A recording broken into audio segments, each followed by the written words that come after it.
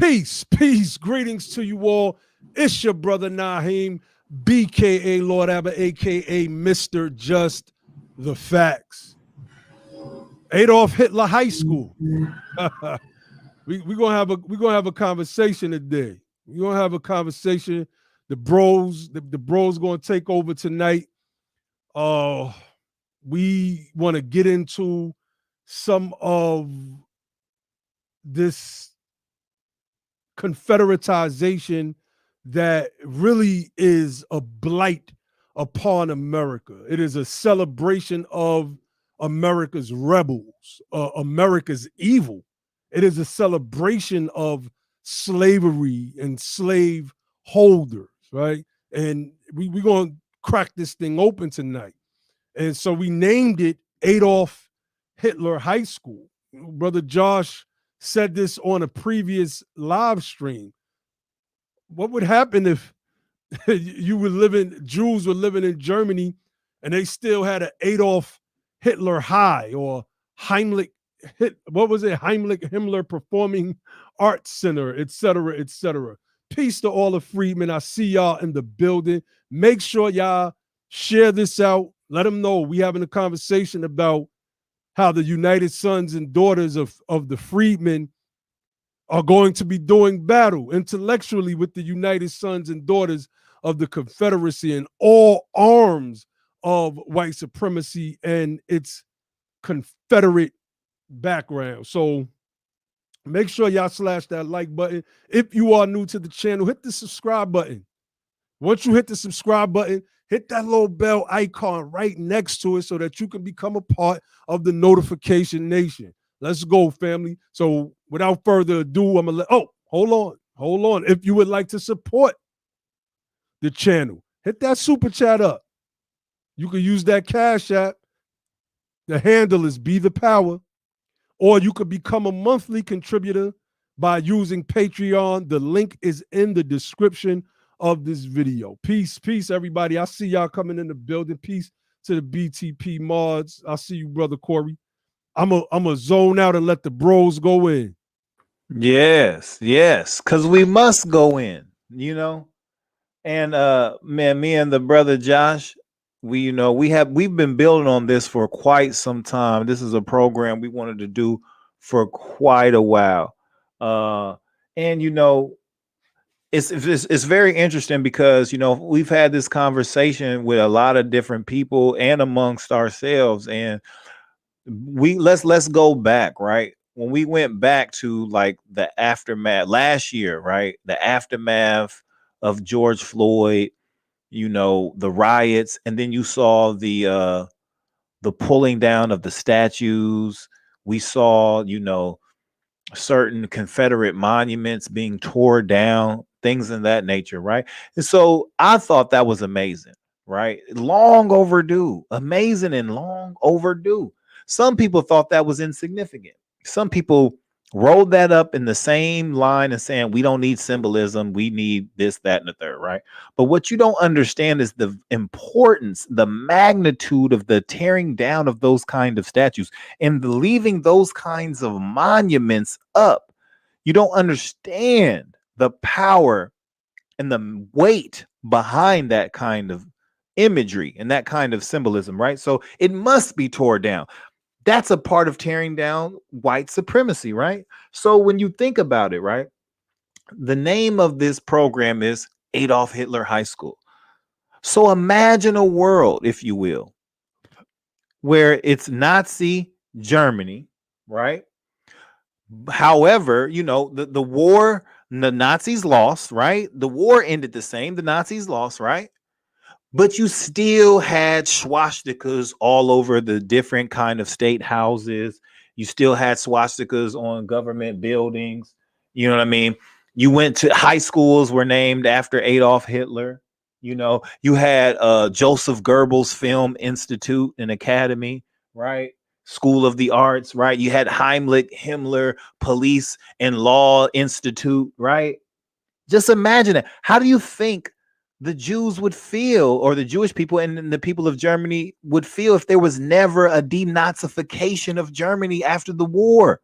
After World War II, if they just left all of the Nazification, right, that was in Germany, all of the symbolism that reminds, those are triggers that reminds people of trauma. That is a power symbol and it means something to people, right? So just imagine a world, if you will, where those things never came down. And when they did come down, that was a liberating act for many, for everyone, for many people, right?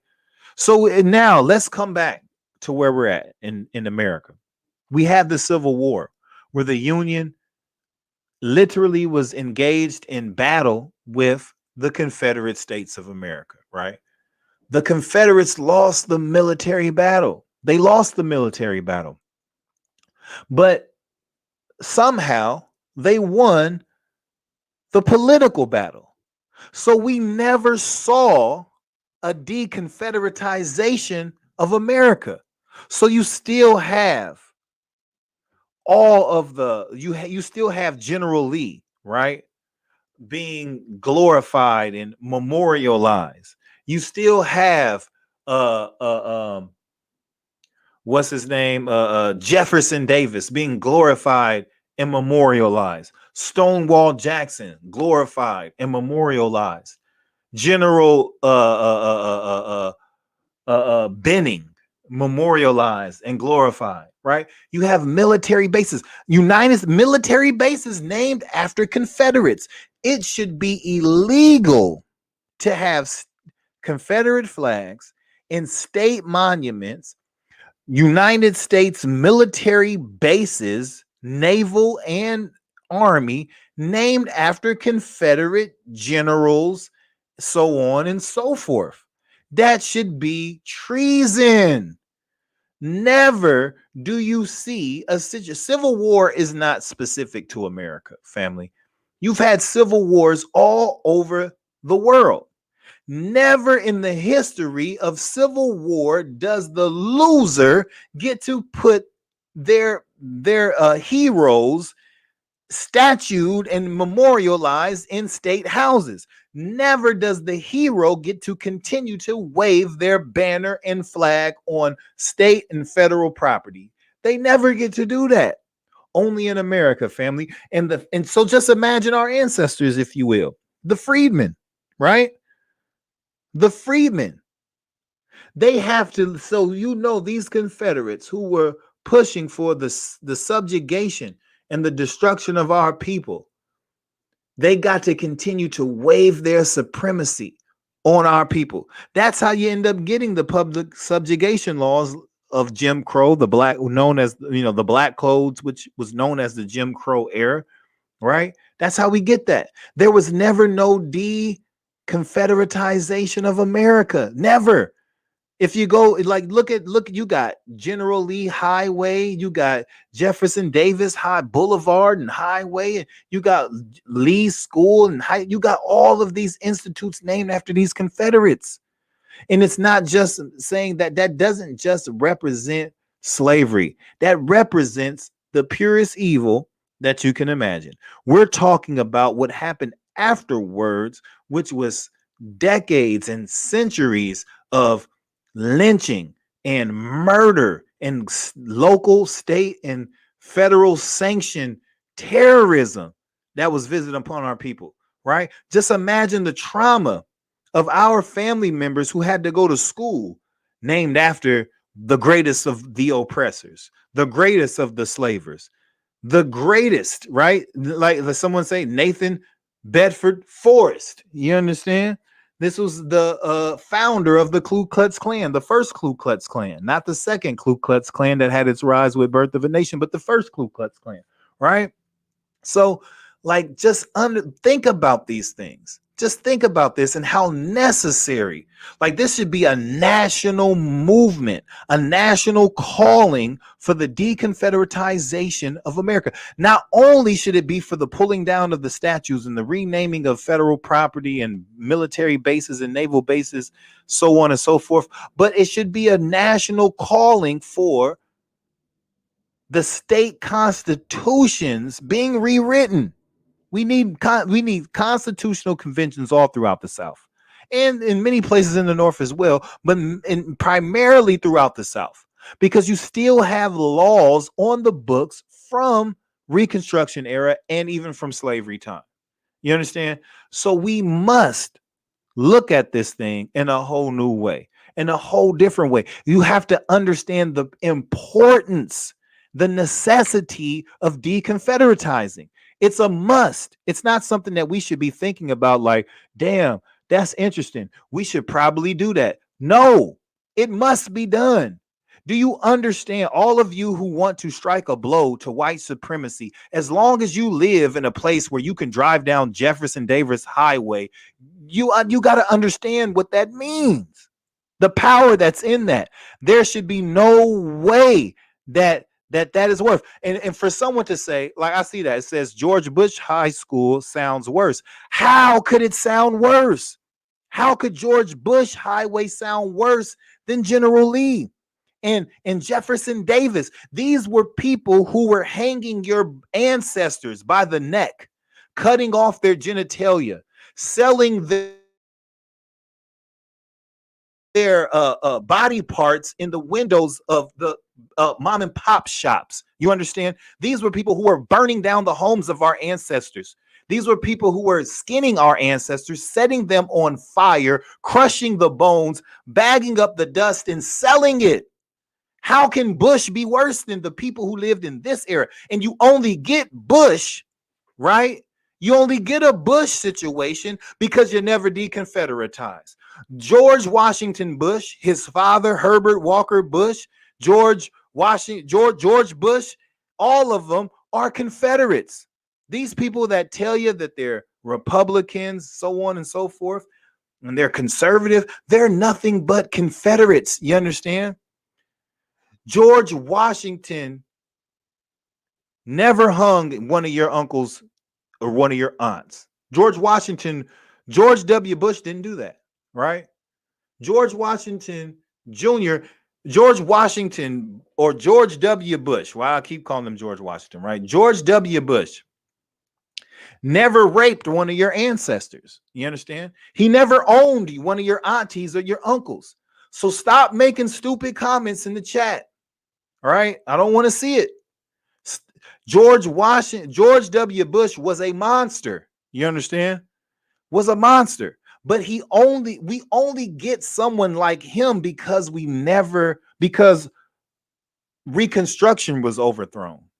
If it wasn't for people like Jefferson Davis and Lee and Stonewall Jackson and Benning and Polk and these individuals, you would never have known. You would have never have had a president, George W. Bush. You wouldn't have had his father. Understand what we're talking about, people. You have to understand that the reason why we get the Trumps, the Reagans, the Nixons, and even the Democrats, right, who are just Confederates masquerading as Democrats, the reason why we get them is because we never had a de-confederatization of America. Josh, I've been talking. Come on, brother. What you got? You got something, Josh? Come on in, man. Yeah, I share my screen. I don't know, Naheem, if you able to share it. Because I wanted to show and talk about a situation. Here we go. So this is the Southern Poverty Law Center website, and this is displaying public symbols of the Confederacy.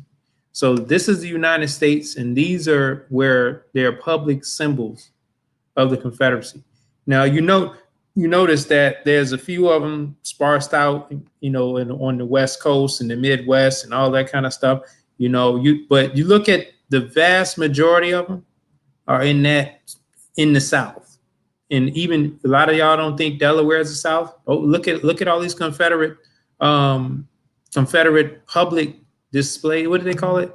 Public symbols of the Confederacy in Delaware, in Maryland, in Virginia, South Carolina, North Carolina, Georgia, Alabama, Mississippi, Louisiana, Florida, Texas, Missouri, Arkansas, all the way over here. This is, so it just says the Civil War ended 154 years ago. But it says in an updated edition of the report, Whose Heritage, the Southern Poverty Law Center identifies 114 Confederate symbols that have been removed since the Charleston attack. I guess they talking about when what's the kid's name? Dylan Roof shot up that church. He killed the state senator, killed all those people in the church. Let us pray. And he said, I'm gonna let me spray. And he killed all those people. But guess what? 1,747 still stand. Now, I know this has changed after George Floyd, but it ain't no 1,000 of those joints to fell, right? So this is damage that the lost cause done. And I don't think people understand the psychological damage and the reverse psychology. I mean, the crazy miseducation and just the damage that is done by those symbols being raised around those symbols and being raised around misinformation around all of those symbols. I remember when I was growing up, every day before I went to school, we had to turn on to Jefferson Davis Highway. When you turn on the Jefferson Davis Highway, you see Jefferson Davis, that's just a normalized thing to you. That's home to you, Jefferson Davis. Where I'm living at now, I gotta turn on Lee Highway. I see Lee Highway a lot. When I was a kid in Petersburg, Virginia, we used to go to Lee Park. My grandfather and my uncle and a lot of my friends' parents and we hung out on Fort Lee. We talking about Robert E. Lee, the Confederate general, the top Confederate general, who, essentially, it took a lot of different things going on for the Union Army to be able to defeat him. Otherwise, we would probably, the crazy thing is, you would think that we lost the war with the amount of schools and buildings and monuments that we see here. So we talk about those. Let me just bring up this. This is a list of Confederate monuments and memorials around the country. And this list is very extensive. It talks about what the ones in all the different states. It talks about in Virginia. And it says, as of June 19th, over 12 Confederate monuments had been vandalized with paint. Yeah, like this stuff is supposed to be vandalized. It's supposed to be terrorist attacks that happened against these monuments. These things supposed to be blown up and desecrated, because that's what happens. That's what happens when you lose a war. But see, what happened was in Reconstruction. In the Civil War, the Confederates lost. But after the war, they won. They won really the war for white supremacy and Confederatization. They won that war. Brother Logic, did you want to go into Reconstruction? Yes, let me read something that ties right into what you're saying, right? I got a source, right? The source is from a book called The Bloody Shirt, Terror After the Civil War by Stephen Bundunsky, author of Wits, right?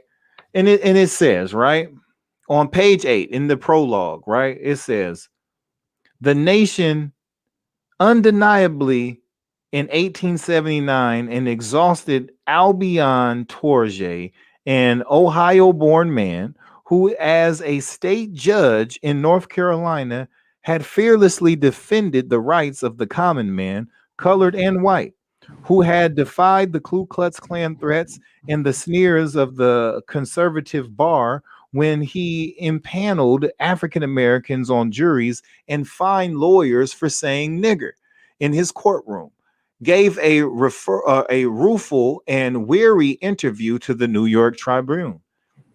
This is what he said: in all except the actual results of the physical struggle, I consider the South to have been the real victors in the war. I am filled with admiration and amazement at the masterly way in which they have brought about these results. The way in which they have neutralized the results of the war and reversed the verdict of Appomattox is the grandest thing in American politics. The grandest thing in American politics was the reversal of the surrender of Appomattox, right? Amazement, because such an outcome was not inevitable or foreordained, because in the end, Reconstruction did not fail, but was overthrown with impunity and audacity in one of the bloodiest, darkest, and still least known chapters of American history. Now, no truer words could have been spoken by Albion Tourget. If you don't know who Albion Tourget is, he was also the lawyer who represented Plessy in Plessy versus Ferguson. When we get this equal but separate, which ended up being the precursor to segregation and Jim Crow, right? He came up with coined a phrase called colorblind justice, right? So among people like him, Thaddeus Stevens and John Brown, these were like true white allies of the day. You understand? He was an abolitionist, right? And like even you can see Albion Tourget's statements and comments and influence even in Ida B. Wells' work. She has a book called The Red Summer, where she is recorded witnesses of Albion Tourget in different lynching scenarios and so far and so on, right? And so forth. So what we're here to say is that as freedmen, we must understand what we are fighting for and understand that our fight really is rooted in the overthrowing of Reconstruction. Because like Albion Tourget said, we won the physical struggle, the military battle. Our ancestors was involved in that. We won that. We won that fight. But like I always say on this program, government is the game and politics is how it's played. So in all but the physical struggle, so we beat them physically, but politically, the Confederates still won. And we see the effects every day. We see the evidence of that with their statues. You got Forsyth and all these different. You got here in Savannah, you have a Confederate named General Forsyth on a statue riding a horse right in the park of the city. Right here, like you don't have General Sherman, even though Savannah is the city where General Sherman issued Special Field Order 15. You don't have him downtown. You have Forsyth. You have Forsyth Park downtown, right? So, like, you have to understand all these different dynamics that go with that are the effects and the cost of not de-confederatizing. Like, this is the cost. So then you have this outfit who, like, a couple decades after the Civil War, right? A couple decades after the Civil War, you get an individual. Well, not individual, but you get this organization called the United Daughters of the Confederacy, right? Who are Josh, if while I'm talking, if you can pull up something on the United Daughters of the Confederacy, so we can educate the people on that, right? But this is something interesting, right? So the United Daughters of the Confederacy are chiefly responsible for these monuments. They're responsible for the memorializing of the Confederate soldiers and generals and colonels and stuff like that, right? It was this organization who actually penetrated the education system and literally rewrote history, right? The United Daughters of the Confederacy did this, right? And so now they seamlessly, so with the help of so it's not just them. Like, you had Andrew Johnson do a lot of things politically, you had a lot of stuff go on, but these in this particular group penetrated the education system in a way that no other organization has in this particular effect, right? They created heroes out of the enemies. They're the ones who created the narrative of the War of Northern Aggression, if you've ever heard that, right? It's called the war. They call it the War of Northern Aggression. And they come up with all the narratives of the South will rise again and all this type of stuff, right? This white supremacist mythology. That's what we have, family. And so why this is important, right? So I have a daughter. I live here in Savannah, right? I have a daughter who goes to what is technically well, not really, but she goes to a predominantly freedmen or black high school, right? She's in JROTC. For those who don't know what that is, that's the Junior ROTC program, right? All of her military instructors are black, are freedmen, right? And so they had an award and a promotion ceremony today. This is 2021. They had an award and a promotion ceremony today where they gave away an award called the United Daughters of the Confederacy Award. And that award was for patriotism. Out of all things, it was for patriotism. That's what really blew my mind, to be like, damn, look at the work that we have not done. Like, we're still so far behind this fight when they're still giving out like, this is the Union won the war, the military, right? The military. So you would think that maybe this can happen in the private sector, but the military would still be understanding and intact, right? The Union forces won, the Union Navy, the Union Army, they won. They beat the Confederates. They made them submit. How is the United States military giving out Confederate awards?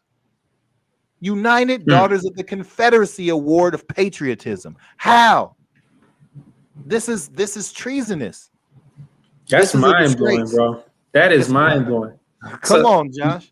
Yo, when you first told me that, all of us was, number one, we pissed off. But it just goes to show you how deep that the Confederatization is gone into the psyche, into the whole fabric of our education system, how we view society.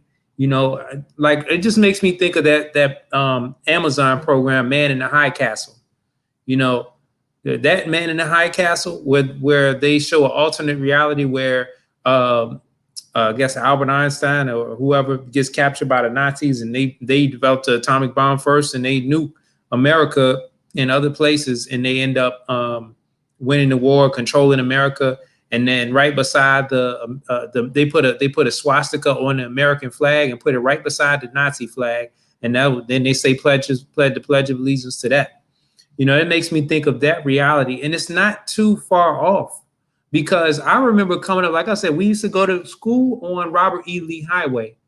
And the crazy part is, just up until last year, just like the latter part of last year, the road, like a little overpass, a little bridge we used to cross to get over 95, used to have like a Confederate flag, like, that was over top of the trees. The Confederate flag, I don't know if y'all travel I-95, in between, let's say, in between DC and Petersburg, like before you get on 85 South, you remember it used to be two Confederate flags on the side of 95. One is near like Stafford, the other one is near Chester, Virginia. And that's where I remember I used to see that Confederate flag.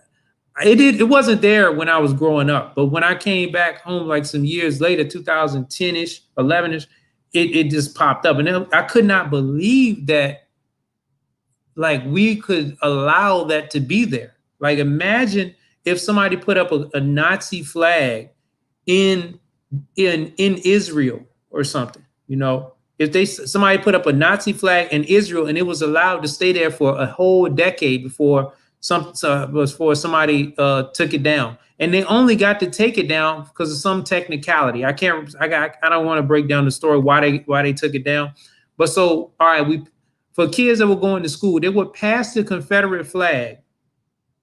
They will make a right turn on the Jefferson Davis Highway, and you would go to a school, and you get in the parking lot, and you see kids with a Confederate flag on their bumper sticker or in the window of their truck.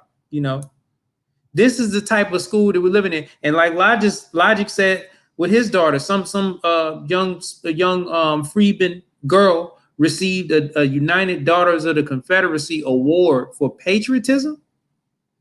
What the hell kind of society are we living in? Now let me show y'all something. We call this program. I'm gonna share my screen again, Naeem.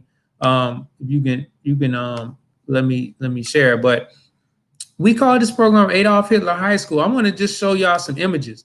See, this is if I could, let me know. Can y'all see this, or do I need to blow it up a little bit more?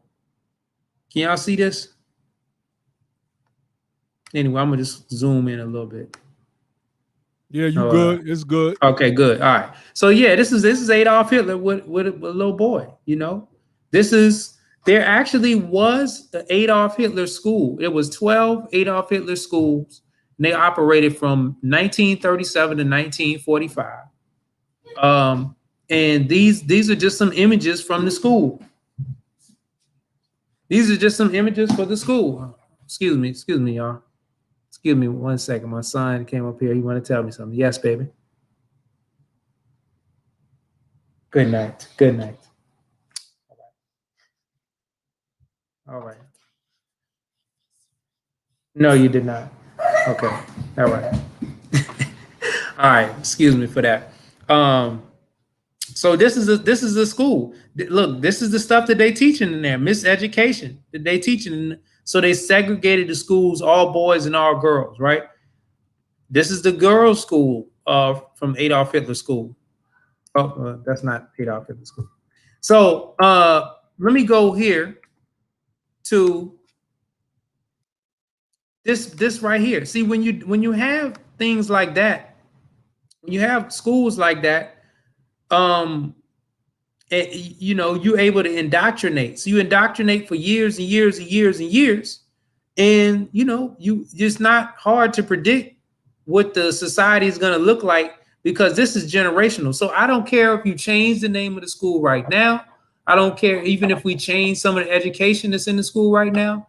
These kids still have parents and older brothers and uncles and cousins who were indoctrinated to this garbage, this white supremacy in the school books and in all the subtle programming. They still have parents and they still have grandparents who have been indoctrinated into this thing. So if we change it now, all of this stuff needs to be changed now. But understand, it's going to be generations before you even able to affect anything by changing the stuff. But let me just show y'all. This is something that's a story from a few years ago in South Carolina, and it was 2 students saluting Adolf Hitler on Facebook. I'm not going to read this whole thing, but what I want to highlight, I'm gonna read a little bit, but I want to highlight is you know, they do history class and have kids dress up as historical figures.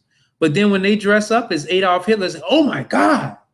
And it's a big outrage. They bring rabbis to the school. They bring, you know, the parents, and they criticizing and all this kind of stuff. Rightfully so, right? And the kids were in there screaming, Heil Hitler. And it says one of the school's first posts on the wax museum, I guess there's a school wax museum they're making, it said the lead image on the gallery of 25 photos included a student making a Nazi salute in front of his poster on Hitler. You know, all told, 3 photos of students making a Heil Hitler salute, a gesture historians say signaled obedience to the party's leader, were removed. No one directed the students to salute, and the photos were taken by the teachers and parents. You know, so I mean, kids are smart; they know what they're doing. And you know, I don't know. What they said, no comments were made by the parents. You know, is that what it said? Oh, anyway. So, but it's amazing. You bring in rabbis and you bring in, you know, they'd having whole town halls and all this kind of stuff on the fact that they allowed images to go and be put out about kids doing Heil Hitler. And you know, like I said, rightfully so. But we're exposed to this crap every day. Let me give you another example of how we exposed to this. All right, United. I'm gonna go down and talk about these particular memorials. I'm not gonna go all the way down. I'm just gonna go a little bit. United States Capitol. Okay, so basically, the backstory behind that is there's a Confederate. No, so the story behind this is like basically the Capitol. The states got to each pick 2 images of you know, prominent state figures that they wanted to be displayed in the Capitol, and these are all the ones that are, you know, former Confederates that were displayed in the Capitol. Jefferson Davis is on there. you know, Alexander Hamilton Stevens, and all of these people. Let's look at U.S. military bases. I already talk about Fort Lee, Camp Beauregard, you know, after a Confederate general. Fort Benning, Confederate Brigadier General Henry Benning. Fort Gordon, Fort Bragg, Fort Polk, Fort A.P. Hill, Fort Pickett. Look at Virginia. Virginia just be dominating with these Confederates. Fort Rucker, Fort Hood, Camp Breckinridge, named for John C. Breckinridge, U.S. Vice President and Confederate General. See, how did a Confederate general get to be U.S. Vice President? Ain't that crazy? Ain't that crazy? Yeah, That is crazy. He ran against Lincoln. Breckinridge did. Crazy. And when you're done, I got some more information to share. Yeah, these are barracks, Lee Barracks. You know, this is at the U.S. Naval Academy. Buchanan House from Franklin Buchanan. Maury Hall from Matthew Maury, Confederate naval officer. You know, these are all the ships and former ships that was named. There's still one ship right now called USNS Maury, named after the same Matthew Maury, you know, the Confederate naval officer.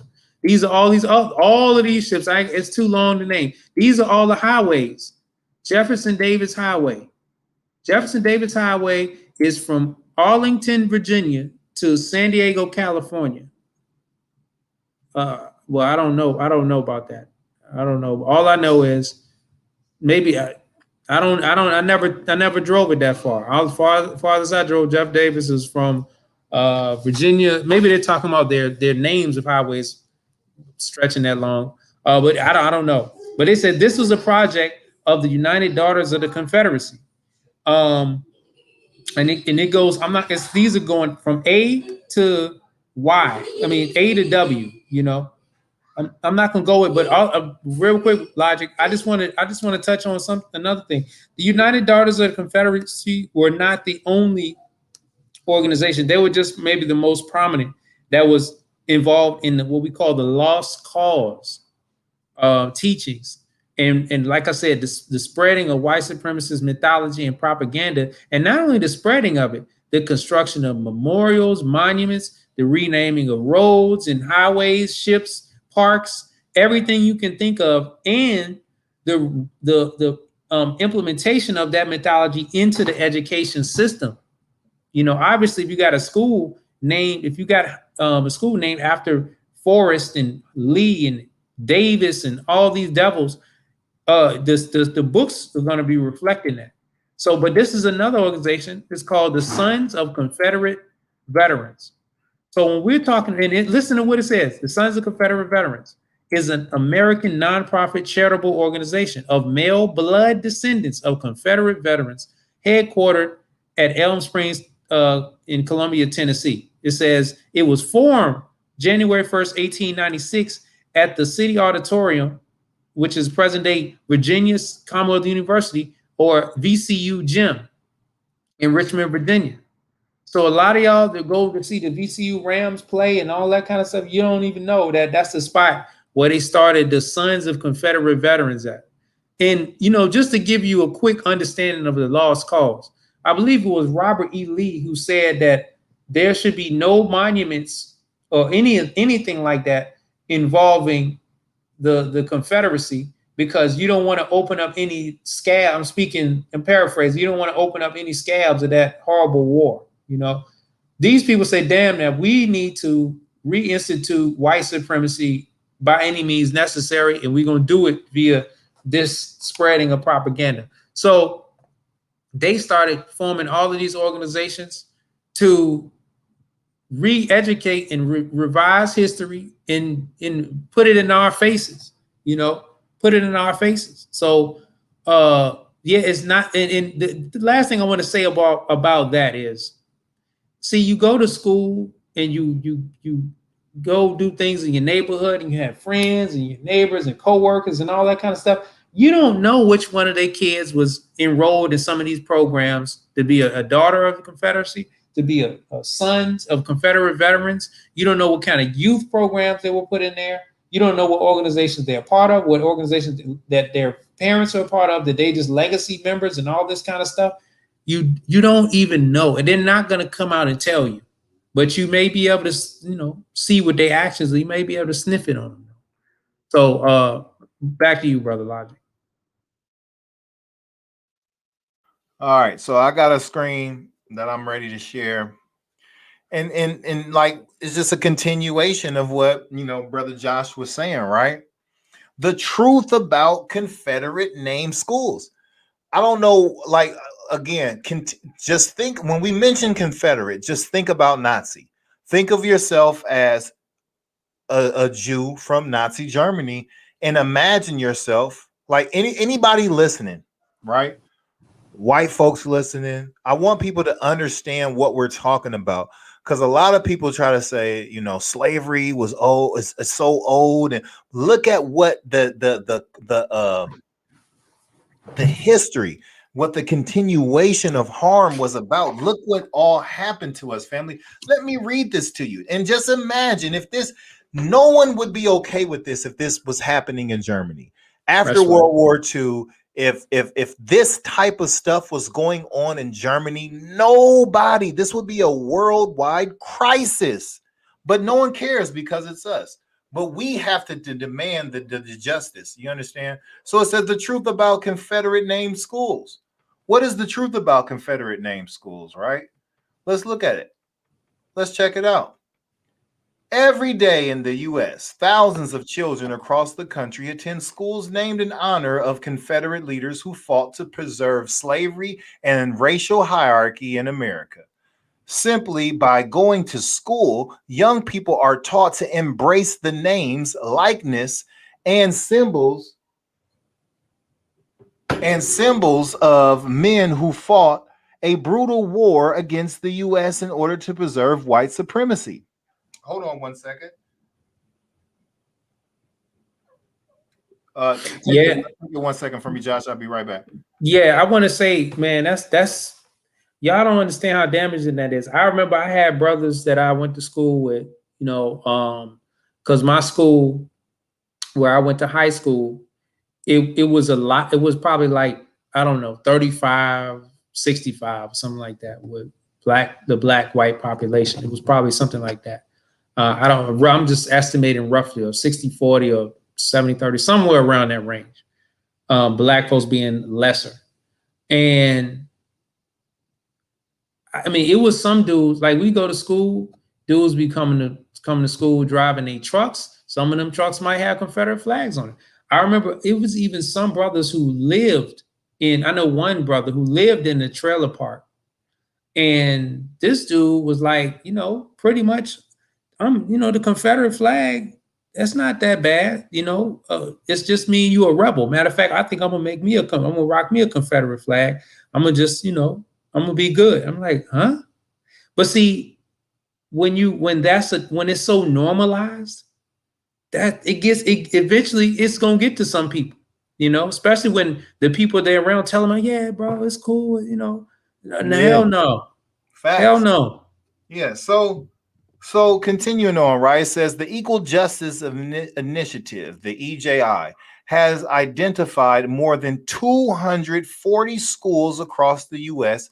that currently bear the name of a Confederate leader. These schools are located in 17 states, from Georgia to Minnesota to California, and include public elementary, middle, and high schools. Significantly, about half of these Confederate named schools serve student bodies that are majority black or non-white. So let's continue, right? It continues on, and it gives you a picture. This is Stonewall Jackson Elementary, right? Look at them. So it says, in Plant City, Florida, more than 85% of the students attending the Stonewall Jackson Elementary School are non-white. Their school was named after Confederate General Thomas Stonewall Jackson, a man who not only commanded the Confederate Army, but also bought and sold enslaved black people. much farther north in East Wenatchee, Washington, a majority non-white student body attends Lee Elementary School, which was named in 1955. Like this wasn't even. This is like almost 100 years after the Civil War. They're still naming shit after Confederates. Named in 1955 after Confederate General Robert E. Lee. How? So when you talk about structural racism, so people don't even go at the right things. It don't get no more structural than naming the institutions that are responsible for educating your babies after the people who fought for the subjugation, oppression, and the institution that created our suffering in this country, right? It don't get no more structural than that. And it says the majority of non-white student body attends Lee Elementary School, which was named in 1955 after Confederate General Robert E. Lee, who led the fight for the Confederacy and argued that the enslavement of Black people was necessary for their instruction as a race. And despite the fact that their school is named after Jefferson Davis, the Confederate president who led the effort to preserve enslavement of Black people, almost all of the students who attend Davis Elementary School in Greenwood, Mississippi, are African American. Come on now, family. Look at this.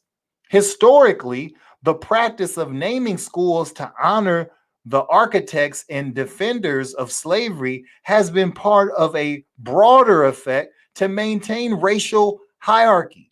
In the U.S. in particular, many schools were given Confederate themed names in the 1950s and 1960s as Southern states mounted what they termed massive resistance and coordinated effort it was a coordinated, let me move the screen down, a coordinated effort by governors, legislatures, and other white leaders to resist the racial integration of public schools. This is white supremacy, people, and you send your kids to these schools. As federal, this is what undergirded the naming of, these education institutions, right? As federal law increasingly required schools desegregation, white communities built new schools that were either explicitly or implicitly intended for white children only, and named those schools after white Southerners who were notorious racists. These are the facts. You understand? Immediately after the Supreme Court's 1954 decision in Brown versus the Board of Education, Southern leaders invoked the Civil War to make plain their opposition to the court's ruling. Georgia Governor Herman Talmadge threatened, "We're not to secede from the Union, but the people of Georgia will not comply with the decision." An editorial in South Carolina's News and Gazette warned that the ruling has cut deep into I need my glasses, excuse me, people, right? Hold on, let me move this back up. But this is the history that you have to know. You have to get this history. And if you don't understand this, you don't understand how racism is actually structural. And then this is when people ask you, how is systemic racism still an issue today? These are the things you need to be telling them. Anytime you can go to a school in 2021 named after Confederate generals and adamant racist white supremacists, and these are your institutions of learning are named after these people, that is proof, that is evidence. All right, so it has cut deep into the sinews of the Republic. At the same time, the South saw a resurgence of Confederate iconography. Georgia added the Confederate battle flag to its state flag. See, this happened. Like, when did these things happen? Georgia added the Confederate battle flag. Battle, family. Why are they being allowed to add a battle flag to the state flag in 1956? Why? If that's not an act of war or rebellion. And throughout the country, scores of new monuments to the Confederacy and its leaders were erected. Efforts to resist racial integration varied widely across the country. In Montgomery, Alabama, Robert E. Lee High School opened its doors in 1955 and as an explicitly whites-only school in direct defiance of the Brown decision. This is the real education, family. Look at this. Robert E. Lee High School bears the name of our beloved Confederate general and educator. It was he who said duty is the sublimest word in the English language. May these words inspire each student to do his duty always, never by word or deed do anything to discredit the name of this great man. You see, like, look, this is on the wall of the schools, right? Like, this is a deep article, family. Y'all need to get into this, right? And now, so I'm going to read this last little piece before we move on. It says, since 2014, more than 36 schools in the United States have been renamed to eliminate references to the Confederacy. In July 2020, the Montgomery County Board of Education in Montgomery, Alabama, voted to rename Jefferson Davis High School, Robert E. Lee High School, and a third school, Sidney Lanier High School, amidst national protests and conversation regarding our nation's history of racial inequality. The Equal Justice Initiative believes that understanding and overcoming the opposition to racial equality, integration, and civil rights is central to confronting the continuing challenges of racial inequality today. You goddamn right it is. Of course it is, right? So just the fact that we're even name another people. You can't name another people who have to deal with something like this, right? The Jews didn't have to deal with this in Germany. They didn't have to go to Adolf Hitler High School. You understand? They didn't have to deal with Third Reich Highway, an interstate, Axis of Evil Avenue.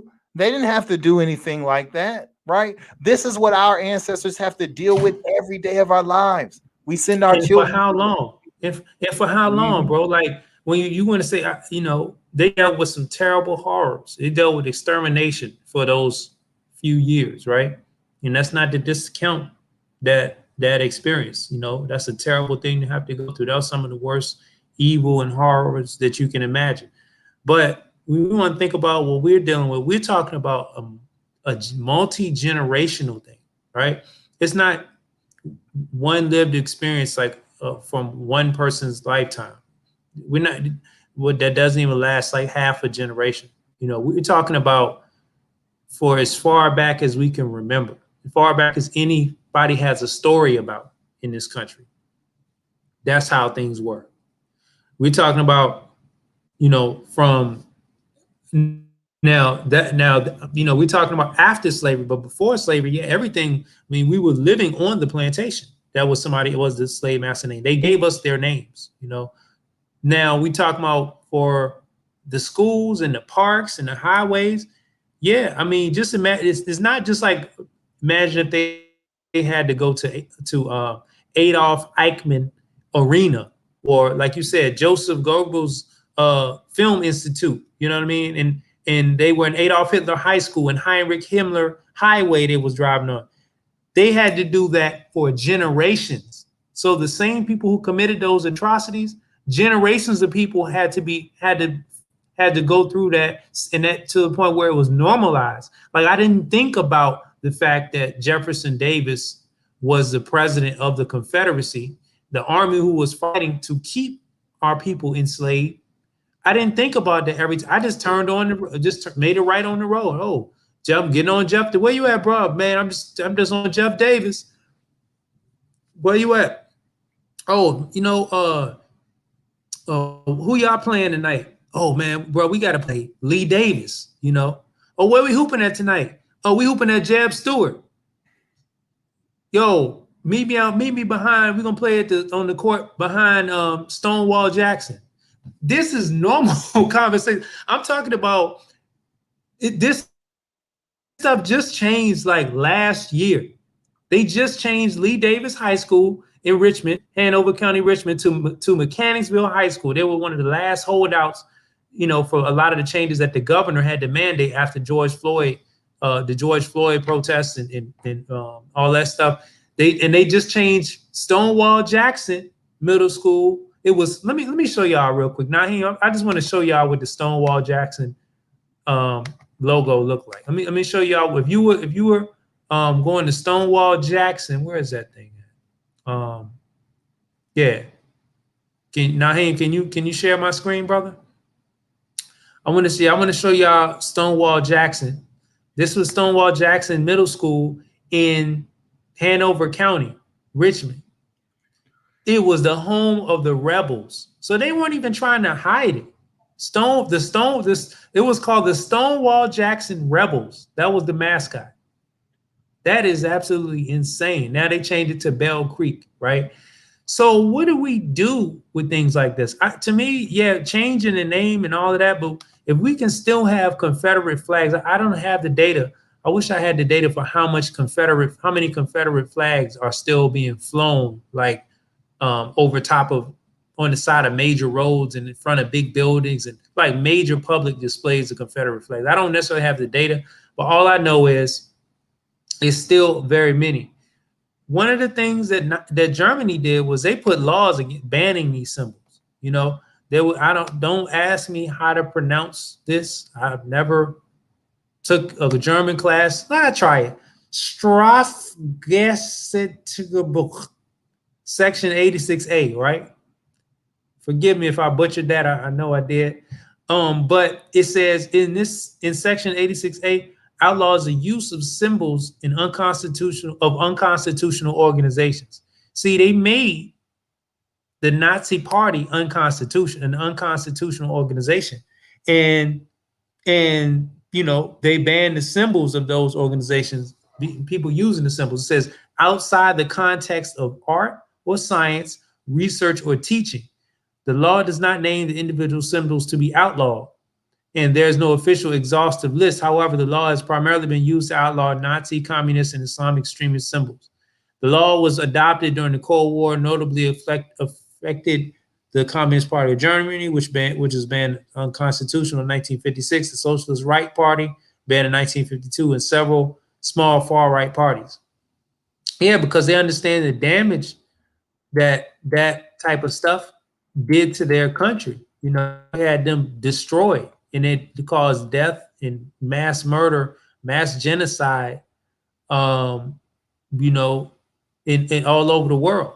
So yeah, look, so what they did was they actually made a law.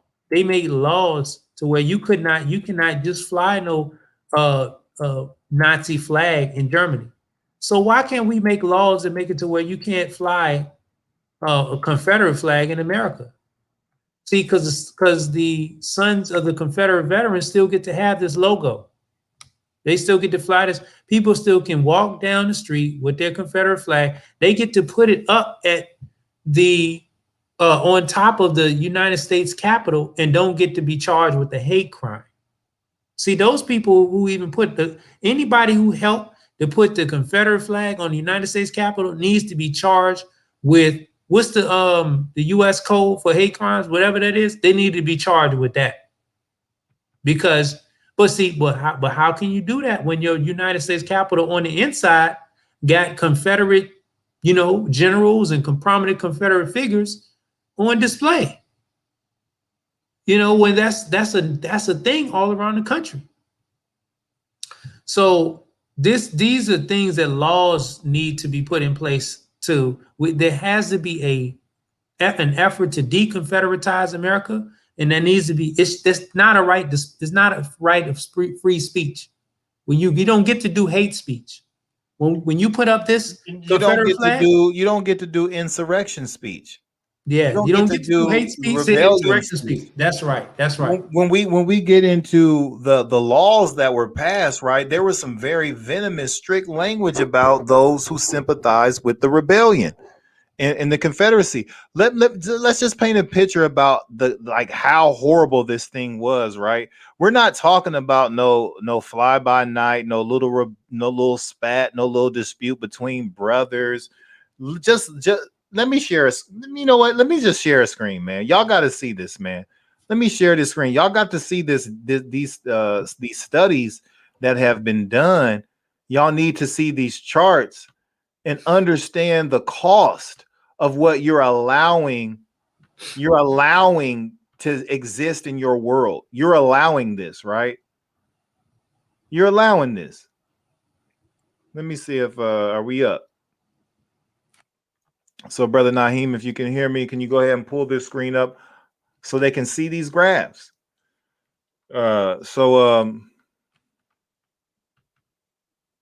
Treason, that's right. Treason is what it is. All right, so let's look at this thing, right? We got all of these wars: the Civil War, World War II, World War I, Vietnam, Korea, the Revolutionary War, War of 1812, the Mexican War, Iraq and Afghanistan, Spanish-American War, and the Gulf War, right? The Civil War is well beyond the casualty toll of all of these wars. The Civil War. It's an estimated 620,000 casualties, right? World War II is the second, and it's still beating it by several hundred thousand. It's only 405,000 casualties in World War II. World War I, we're in the hundreds of thousands, right? And then tens of thousands down the line. But let's just look at some of this stuff, right? Look at the battles of the Civil War. How many people were being lost in single battles? These were single battles. Some lasted a day, some lasted a couple days, some last weeks, right? Vicksburg, 19,000 people died in Vicksburg, and you're still allowing the loser to wear their flags, right? Look at Antietam, 22,000, almost 3,000 people died in that battle. Stones Rivers, 23,000.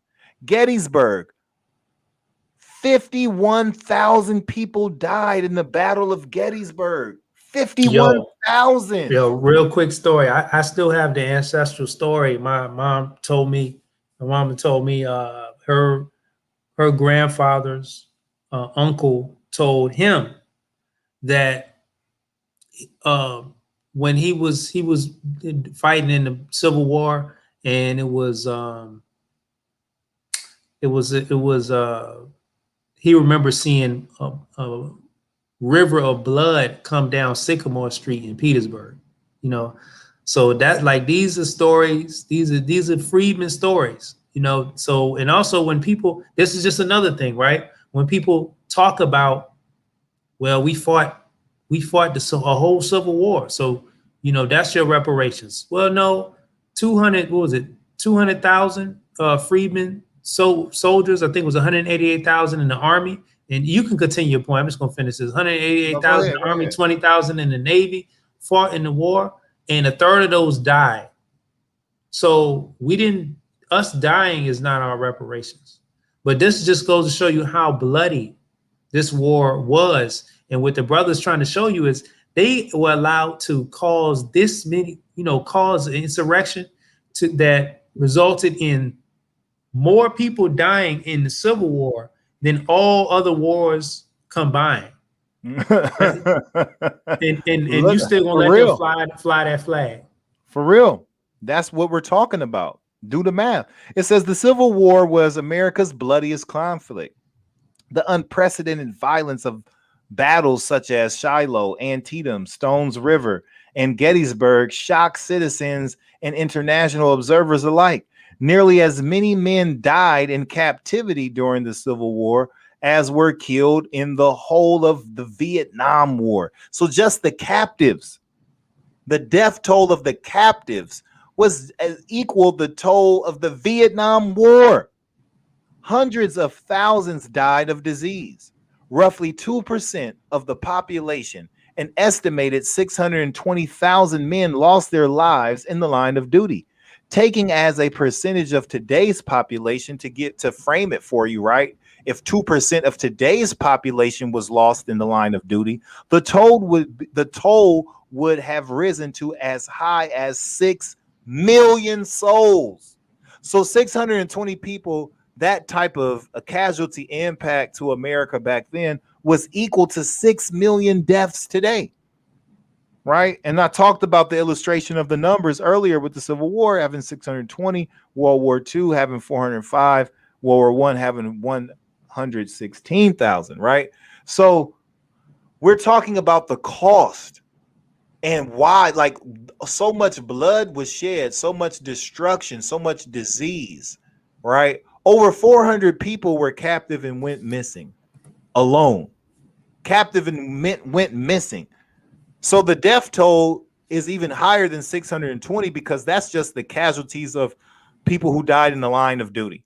So people who were just innocent bystanders who died from famine because of the war cost, people who were kidnapped and died, they didn't count those as people who died in the line of duty. People who went missing, they didn't count that. This was the most destructive and cataclysmic event in American history. So there should be no way, no room to accept any of that. And in today's time, we still have Confederate symbols and monuments all throughout the country. I'm just going to name out some states, right? I got a graph up. I don't know if you can see it or not. But in Texas, there's as of June last year, in Texas, had 210 Confederate monuments or statues and flags all throughout the state.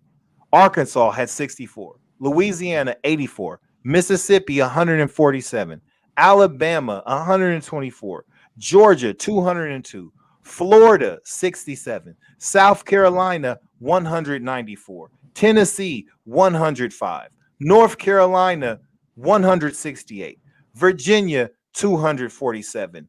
Confederate symbols, monuments, and statues all over the state. After all that bloodshed, and this is a national problem. And like we think of it and we allow people to tell us that, and it's American history, it's heritage, it's all this. No. That's just like a Nazi telling a common German today, I'm still rocking the swastika because it's German heritage. The people in Germany are not letting that ride. They're not gonna let that ride. So my question is to our people, to the sons and daughters of freedmen, why are we letting that ride? Why are we allowing that? I guarantee you right now, if somebody tried to raise a statue of Hitler or anybody in the Third Reich, anybody in the axis of evil, let's not let Japan off the hook either, right? Anybody in the axis of evil, any of them, Mussolini, any of those guys, nobody is allowing that, family. Nobody. Why are we allowing that is my question to the sons and daughters of freedmen today. Why?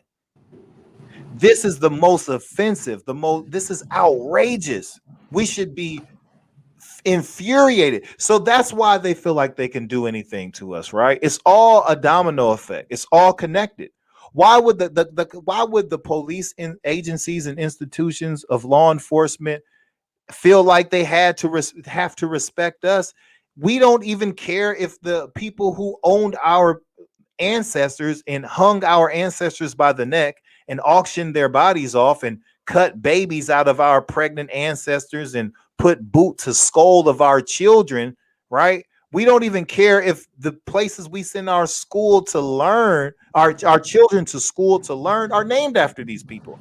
We don't even care about that. That's not a political issue. That the Democrats don't care about it. The Republicans damn sure don't care about it. And I don't hear anyone complaining about it. Why isn't this a national issue? This should be a national issue. I didn't even hear about this being a national issue during the civil rights movement. This is a problem. And I got this article right here. Naheem, if you can let me share this screen. I'm gonna share this tab right here. Let me know when y'all could.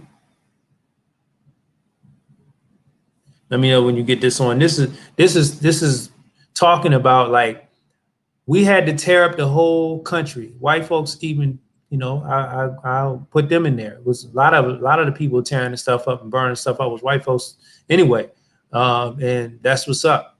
But the whole country had to be, you know, raised just so a few schools can be dropping their Confederate names. It says, despite, then this is an article that came out September 2020. It says, despite push, few schools have dropped Confederate names. Since June 11 of the 211 schools named in honor of Confederate figures have been renamed. Just 5%. So, like I said, George Floyd, he getting murdered in the street, and there's protests and burning buildings, not just in America, all over the world. But that only got 5% of the Confederate named schools to change. Damn. And you know what? I think that, you know, there's an unspoken element to that as well, because I think a lot of our people, I actually remember last year, a lot of our people trying to downplay the significance of bringing these monuments down. Try to be like, oh, that don't mean nothing. Why are we out here doing this? We need to be doing this, that, and the third. And they didn't understand the significance of tearing down those symbols of white supremacy. So they kind of used us. You had people in certain organizations and certain groups were telling our people to stop. And they actually put the water on that fire. They put the water on that fire. We did that to our own. So when our people, and we see this all the time, when the people are moving, you have these henpecked leaders and organizations come and tell our people, y'all need to chill out. That's not what we need to be doing. Let the people move. The people knew what they wanted. They wanted to see that shit tore down. Let them tear it down. That's right. It should have never been up in the first place. It should have never been up in the first place. Should have never been up in the first place. But you had these so-called political commentators and influencers telling our people that's not what we should be focusing on. We was talking about one yesterday, you know, who is, you know, a lot of people don't understand that just because you're talking black stuff, don't let that fool you. A lot of people, we did a program about this in the past. A lot of people have allowed white supremacy to permeate into quote unquote woke black spaces. So people don't even know that they perpetuating white supremacist propaganda, and it comes in various forms. This is like marketing. Marketing, they can't just run the same play, or it's like football, right? You can't just run the same play over and over unless you just that dominant. Most of the time, you can't run the same play. You can get to run stuff. You got to run some sweeps, some fly sweeps. You got to run the draw sometimes. You got to throw it deep to keep them honest and run it. You got to run different plays. So it says only 11 out of the 211 of the nation's Confederate schools changed. That is crazy. Look at this, right? Look at this, right? So it says Condoleezza Rice argues tearing down slave owner statues is sanitizing history. First and foremost, I thought sanitation was a good thing. Who don't want to have sanitation and proper sanitation? Secondly, that makes no sense. That's like telling a rape victim, unless I put up posters of your rapist, you're going to forget the significance of the rape. Right. You know what I mean? I don't need to look at the image of traumatized every day. Yeah, I don't need to look at the image and have state funds go into building granite statues of these oppressors and the people who murdered my ancestors. So I remember that horrific and heinous history. I know the history. I don't need to be reminded by that by driving down a highway named after the people who murdered my ancestors. I don't need that. That's not sanitation of history. That's just called common sense and doing what's right. And taking care of the victims. And a lot of our people will try to say, we don't need to do the victim thing. Well, what were we? So what is a person who's been raped, murdered, kidnapped, abused, exploited, Disfigured. misused, disfigured. What is a person? They're a victim of crime. We are the greatest victims in American history. That's right. People say we need to get rid of the victim mentality. Well, you can't get rid of the victim mentality until you get rid of the victimizer activity. You understand? So I'll stop being a victim once we get rid of the victimizer, right? Andrew Young says more important issues than taking down Confederates. How the fuck does Andrew Young's know what the hell is important in America to the sons and daughters of freedmen? Andrew Young probably just got here. You understand what I'm saying? His family ain't from here. Andrew, see, this is the type of disrespect because our people have taken on this posture of being so willing to let anyone say anything to us. Anyone can step in our business. Anyone can speak on our business. There's no consequences or repercussions for getting out of line and getting out of place. Like if the Japanese and the Asian community would not allow us to just say anything we want about Hiroshima and Nagasaki and talk about anything like that. The Jewish community wouldn't let us just run our mouth recklessly about concentration camps. Saw what happened to Nick Cannon. You saw that. You see it. You saw what they just did to Damon John. He said something that he couldn't. He just was saying something good about Farrakhan immediately. Oh, he had to take that joint back. Right. But see, our people, we so spineless. We'll just let anybody say anything to us. Anybody can just get right in our business. Why? Why, family? Why do we just let anybody get in our business? Anybody. And then now all of a sudden, now not only do they get in our business, they get all of our attention. We sit down and really be like, well, you're right, man. Shit, we do got other things. What is more important in that particular moment, right, than tearing down the heroes of the white supremacists, tearing their heroes down, right? Because then now that's given us some type of momentum to do other things. What happens when you stop doing that? See, nobody asked that question. What happens when you stop? So now you're losing momentum, you're losing focus, you're losing purpose. So what would have happened if the token niggas and the interlopers weren't allowed to impact our movement and the way we were headed like they was? Where would we have gone? Because all of that energy died out. All that energy died out. Where would we have gone? Where we might have actually taken this thing to where it needed to go.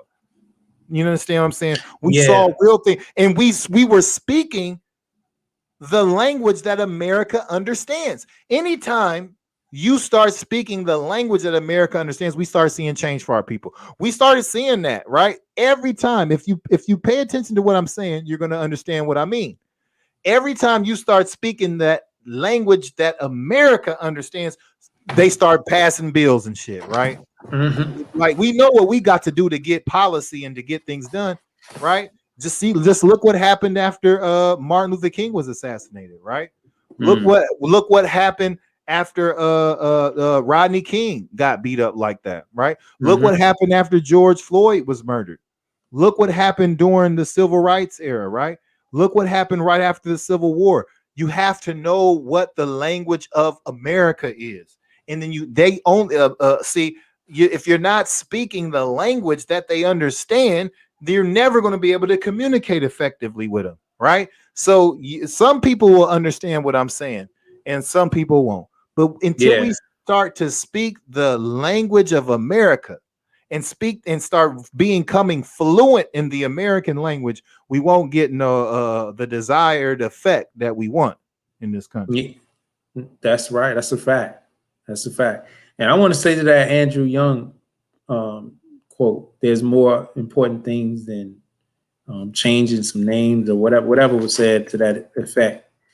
Well, I would agree to that. Reparations is important. You want to talk about closing the racial wealth gap? Okay. If you want to tell me I had to pick one of the two, taking down Confederate symbols or closing the wealth gap where descendants of freedmen who only are about $1,400 at the median household level. If you talk about giving $850,000 per household to close the racial wealth gap. If you want to talk about if you talk about that, if I had to choose between that and taking down Confederate symbols, obviously I'd take the reparations. But I don't. That reparations has not been passed. They haven't even passed the a good bill to develop no proposals. We can't even get an executive order. We can't even get any type of policy that says specific for our group at all. So in the meantime, yeah, I'll take Confederate symbols, and I don't see any reason why we need to be speaking against that. And you brought up an excellent point about sanitizing history, and not needing to see pictures and videos of rape. Y'all seen that movie that showed them? Do you think that the wife, what's her name? I can't think of her name. Her name was yeah, Luck. Yeah, Lucky. Yeah, you think she wanted to see a video or a picture of those devils? Spoiler alert. You know what I mean? Do you think she wanted to see that? Of course she didn't want to see that. Yeah. Hear the songs being sung? No, you think she wanted to hear somebody talking about cat in the bag? She didn't want to hear just none like of that. Somebody singing I wish I was in the land of Dixie right now to your ancestors. She didn't want to hear none of that. And so that we don't want to see none of these statues and monuments. And there's no sanitizing history. Come on, y'all. We in the digital age. Anything anybody want to find out, they can go right and put it on Google and find the information. There's tons of books. There's tons. So 200 years from now, there's a digital record of this stuff being changed. So it's not like it's going to be sanitized. It's just going to be, it needs to be eradicated. It should have never been there in the first place. And it's long overdue. This, Josh, though, when you talk about, the way that this is why I don't like Democrats, right? They're so slick and fork-tongued, right? You say sanitize history like that's a bad thing. What is sanitation? Sanitation is to clean things, right? Why wouldn't we want to clean history up? I want that clean history, that pure history. Sanitation is the purification of things. When you sanitize something, you're purifying it, right? Right. Because right now it is putrefied. We have putrefied history right now. So we needed to sanitize history, Mr. Yang. I don't know what they teach in Japan or China or wherever the hell you're from. No. It was Andrew Young. He used to be I think he was the mayor of Atlanta back in the day. Oh, okay. I thought he's a Freedman. Oh, you thought he said Andrew Yang. Yeah, I thought he was talking about that too. That's funny as hell. Hilarious. Yeah. So I was about to really go in on that ass, but but even so, right? Some of our people just off the mark, right? And because they're so hooked into the Democrats, they don't want no turbulence. They like, look, I'm already off the graces of the party. I can't support no issue that's going to cause no wrinkles in this political fabric that I'm trying to exist in. So we have to stop trying to worry about what the party wants. We have to understand what the people need. We need to be about what the people need and not what the party wants. And if they're not willing to do what we need them to do, then we're talking about not voting blue in 2022. You understand? They're not going to just be able to keep us captive and think that we're going to be political slaves. We're not going to exist like that. So if we don't, we have, it's been past 100 days of Joe Biden. He's talking about spending several $1 trillion, some on specific groups and some on all-inclusive packages, but nothing specifically for the sons and daughters of freedmen. None for the emancipated people who are emancipated into poverty and homelessness, who are emancipated into public subjugation, who went from private bondage to public subjugation and have to live that way. Nothing for the people and the descendants who had to live of 4 generations of Jim Crow and 4+ generations of legalized lynching and convict leasing and sharecropping. You understand? Nothing specific for these people. Even though, you know, the Asian and Pacific Islanders, right, were able to, in a week's time, get legislation all the way to the highest height in this country, right? The Asian, what is the name of the whole AI? Asian American Pacific. Asian American and Pacific Islanders, right? They're talking about what, 300 billion? I think it's 300 million a year or something like that. 300 million a year, something crazy, right? They can get something right now talking about, hate crimes and whatnot during COVID. Like, you just mess with them during COVID, we're going to throw 300 billion annually at them. Specifically for them. It's not for minorities. It's not for all Americans, right? It's for Asian Americans and Pacific Islanders. Joe Biden made an executive order about transgender individuals, right? It wasn't for minorities. It wasn't for black and brown or BIPOC. It was for the transgender community, something very specific. You understand? So now, even with the George Floyd bill, they don't even mention black people one time. They don't even mention black people one time in the George Floyd bill. Except for George Floyd. Except for George Floyd. In the title. In the title, right? So we can't get nothing, right? They keep showing you how much they don't care about you, and you continue to vote blue. Obama said, I can't do nothing just for black folks, right?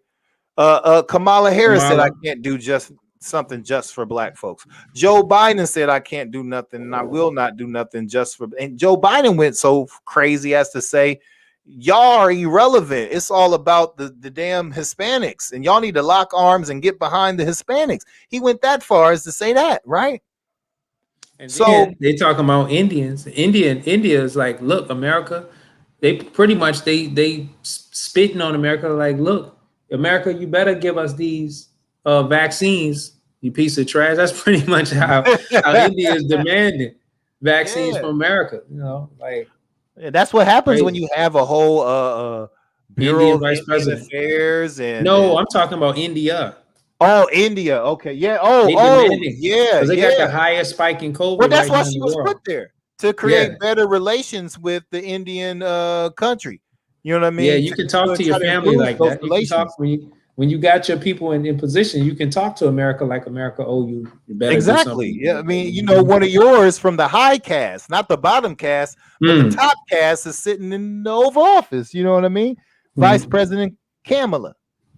And said, better have my vaccines. That's what they said. So, I mean, I just wanted to get into this thing. I don't know how long you want to continue on, brother, because, we can go on and on with this, man. Yeah, I want to say, like, people should not downplay, understand what the brother just said. He said in 2021, please just share that story in brief again. Who? I'm just with your daughter. Yes, again. So so my daughter is in the JROTC program here in Savannah, right? So for all y'all don't know, that's the the military academy training institution in high school for juniors and seniors, right? For kids, right? Freshmen too. All right, so they simulate military. You can do Army, whatnot, right? So the all of her military instructors, the sergeant first class, the lieutenant colonel, the chief warrant officer, all were descendants of freedmen, right? Deep Southern accents, all of that, right? So she was attending an award ceremony today, and in this award ceremony, as I'm listening, I hear them award a student the United Daughters of the Confederacy Award for patriotism of all things. That is just a tragedy. That's an American tragedy to be in 2021 and giving black kids, non-white children, awards named after white supremacist organizations who are blatant white supremacists. I'm talking about, this is not even like disguised white supremacy. These are like open, blatant, radical white supremacist organizations. And they still had, like, how could a United States military organization even honor anything under the Confederate name? The Confederates were the enemies to the Union, and they lost. This is really something else, family. It's really crazy. you know, and just if I know that if it's happening at my daughter's school, I know this is not the only high school this is happening at. They're giving out United Daughters of Confederacy awards all over the country. And we're just allowing it to happen, not even knowing who the hell the United Sons and Daughters of the Confederacy are. But when you hear that word Confederacy, that should raise a red goddamn flag. Confederacy is nothing good. The Confederacy has historically been evil, dangerous, harmful for our people. You know, so Yeah. it's a tragedy. I just wanted you to tell your story for those who are maybe chimed in a little late, because I don't want people to think that that this is something that's not very consequential. We, as people who founded the United Sons and Daughters of Freedmen as an organization that's trying to do work to combat the lost cause, are experiencing scenarios where our children are directly being influenced in brain and propagandized and you know, by the same organization who started and pioneered the lost cause today in 2021. So, like, to understand how deep that is, y'all, that is just insane. That is just insane. So I don't want people to downplay changing of names and banning of symbols and, you know, a lot of it correcting the history. I don't want anybody to minimize that just because it's not a check, you know what I'm saying, or getting paid.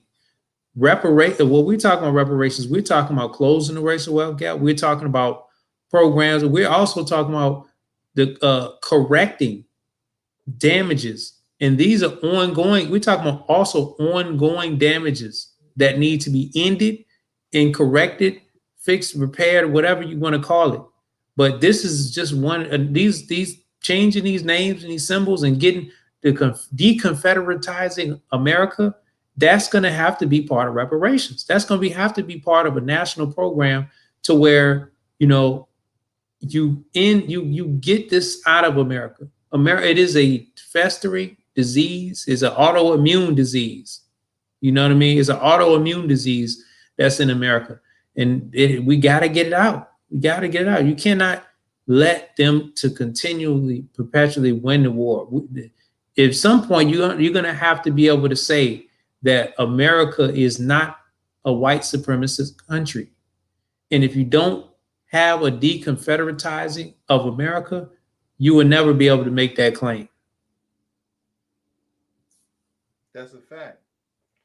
So, family, check what's going on in your institutions of learning and where you send your children. You could be going to Stonewall Jackson Elementary School. You could, and if you're going, the chances are, if you're going to a Stonewall Jackson Elementary School, you're getting a Stonewall Jackson education. Chances are, if you're going to a Robert E. Lee High School, you're getting a Robert E. Lee education.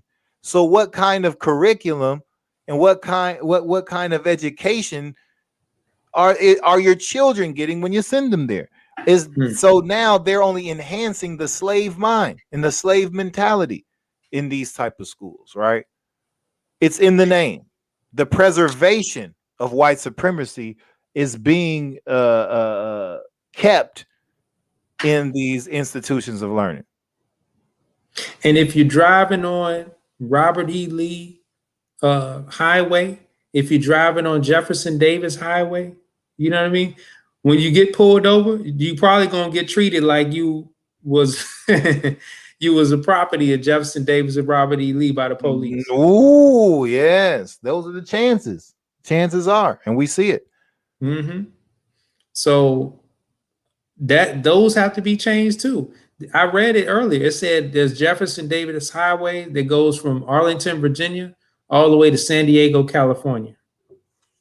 That is a problem. Yep. And so when people ask you to prove that structural, because we've seen it to where people try to deny the fact that racism still is alive and well. I don't know how you can even get there, right? You have to be new to this country and just having be clueless about the history. And right, and you have people that say this is a post-racial society and that there is no evidence of structural racism. We've given you plenty of examples to go to and tell everyone. When you have a Stonewall Jackson School, when you have a Robert E. Lee, a Jefferson Davis Highway, and things like that, that's the evidence of structural racism. Because these are actual structures that were built. These are actual structures. A school was a structure. A road is a structure. A bridge is a structure. A monument is a structure. These are structural. This is not some figure of speech. These are actual structures with Confederate names on them. Yes. Yes, right. That's right. And so, family, you know, unfortunately I have to go, man, but I just wanted to, I'm glad we touched on this. This is something I wanted to touch on a while ago. We've been wanting to touch on this subject. We just didn't get a chance to getting around to it. But man, like, I just want y'all to really think about that, family. And again, just to tie it back into how we started, just imagine how the Jews would feel if there was still swastikas hanging on the Capitol, if they went to Ramstein, or if they were in Kaisersbach, or if they were in Schweinfurt and there were swastikas hanging all over the place, or if they were in Berlin and they had statues of Hitler up still, and they had like their police agencies were still named after, you know, Hinrich Himmler and the Gestapo agency. And just imagine when they got good grades, they were on the Reich. They were on the Führer's list. Yeah, the Führer's list. Yeah, come on. Yeah, when they got the honor roll, they got the Reichsführer scholarship. You know what I mean? Yeah, the Third Reich scholarship. Just imagine how like, can you imagine that? And then ask people where you work, your colleagues, co-workers, and whatnot, to think of your situation like that. Because everyone, for some reason, seems to be able to sympathize and empathize with their situation. So when you put it in those type of terms, all of a sudden people will be like, well, damn, I never thought of it like that. Right. So I just want people to take this scenario, this comparison, and ask people and share this with people that you know and people that you work with, and ask them to think about it in those terms, that the de-confederatization of America is just as necessary as the denazification of Germany was. And the fact that we have never de-confederatized is just as detrimental as if Germany would have never done so. And so we can never truly be free, independent, and fearless in a country where we drive down the street and in the state house and the courthouse, the people who waged war against our country, murdered our ancestors, are still being memorialized. We can never, ever have liberty and justice in this country until those things are not a fact, right?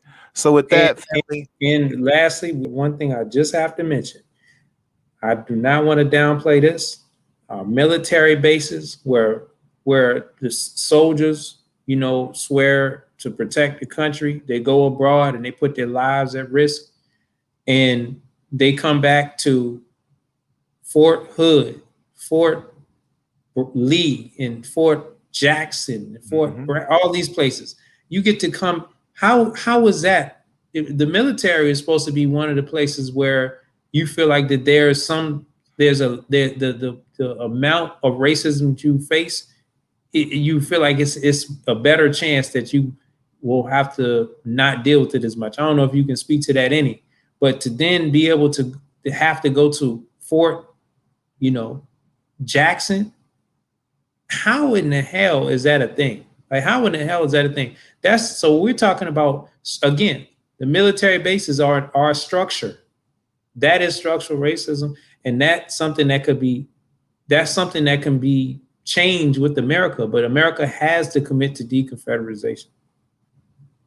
and that should be that should be a part of every quote unquote black person's agenda, every freedman agenda. That should be a part of your transformational policies. And like, how can you have a transformational black agenda and it don't include tearing down white supremacy structurally in this country? That there's nothing transformative about any policies that still have you send your kids to a school named after your slave masters and the people that waged the bloodiest war in American history so that they could keep your ancestors enslaved. There's nothing And your tax transformational about dollars. that. That's right.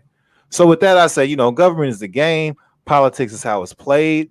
And if you're not playing the right politics, you don't stand a chance to win. So, you know, with that, you know, I say, get your game up, family.